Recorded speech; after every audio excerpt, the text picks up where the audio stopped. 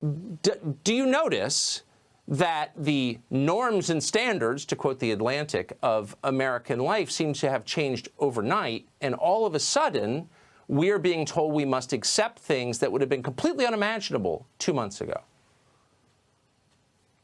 Well, Tucker, there's so much to talk about here. First off, I didn't realize I was going to be on a sci-fi show tonight, but we are entering a dystopian future. We are entering an authoritarian future because, as I've said to you before, authoritarians love authoritarianism. So they're taking this opportunity when we're all confused, we're all locked at home. The only way we can communicate with each other is through their pipes, is through YouTube and Facebook and Twitter and everything else. And they're actually finally saying to us, this is who we are. I mean, the Atlantic is ridiculous. I don't know anyone that reads it anymore.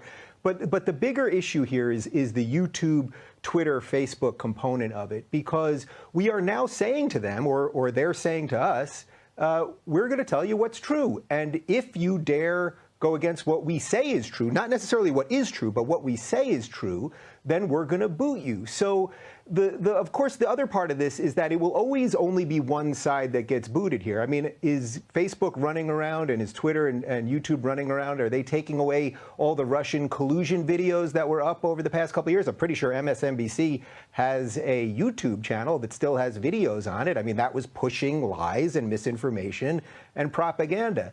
So we need to debate these things. If I was to interview these two doctors that you showed the video of, would my channel be deleted? Am I not allowed to talk about that? Is that not what science and open inquiry really is about, that you test theories and then you find out what actually is true? And as you pointed out, and this may be the most important part, it's not as if the WHO is infallible. They were literally just a few weeks ago telling us not to wear masks. Now, by law, I tried to go to CVS yesterday, and I wasn't going to wear a mask. I was just going to run in and out, and it said in the front of the store, it said, by law, you have to wear a mask. So it's not as if these people have some, some total stranglehold on truth that the rest of us have to bow to unless they force us to. And unfortunately, big tech has got us now more than ever because we're all trapped at home, and it's the only way we can communicate.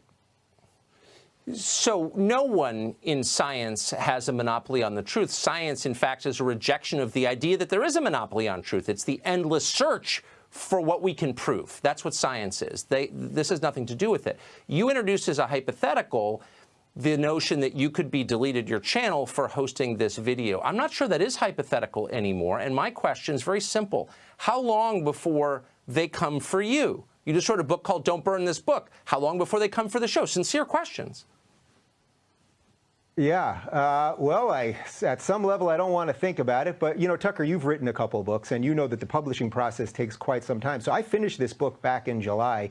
But I'm very proud that the ideas that I present in Don't Burn This Book are more relevant now than they even were then, because I talk about big tech. I talk about fake news, all of the things that we're constantly talking about. And am I worried? Yeah, I'm worried. I mean, look, everyone should be worried. Everyone should be worried. This is why I started Locals.com, my tech company, because I think we need digital homes. Anyone that's online and you think that YouTube or Facebook or Twitter is there to protect you, you're the product. I mean, these things are free, except free, meaning they just took your soul in exchange for it. We should own our data. You should own your own content. We need to start rethinking everything. I mean, I think this is why I'm actually quite enthused about the world right now, as depressing and upsetting as some of the news is. There's a new world coming on the horizon, and I think a lot of people are rethinking the way they look at the world, the way, do you want to commute? Do you want to live in a big city? Do you want to be so reliant on the institutions and systems that we've always been reliant on? So I think we have to rethink things. And you know what, Tucker, this is still America for a little while, and I believe in old-fashioned hard work and competition and ingenuity, and I think that's what will fix this. But yeah, we got a big battle to fight in front of us. Dan Erickson and Artan Masihi. Well, YouTube just took down their viral video challenging the COVID narrative when it comes to, what's happening in California especially. Ironically, this is exactly what they warned about, that this isn't about science, this is about control. And in this case, control of a narrative. We should have seen it coming. YouTube CEO was on CNN 8 days ago saying, quote, anything that would go against World Health Organization recommendations would be a violation of our policy. removal is another really important part of our policy.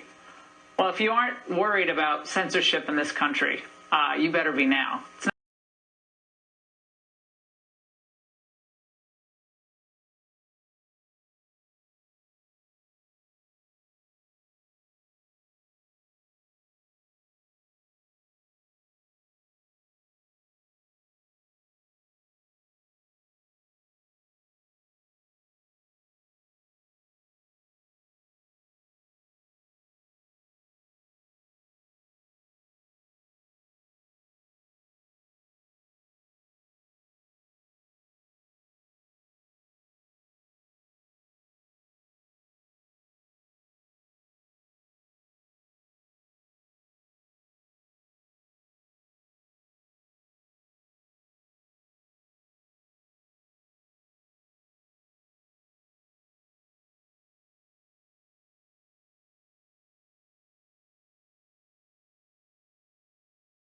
Aren't worried about censorship in this country, you better be now.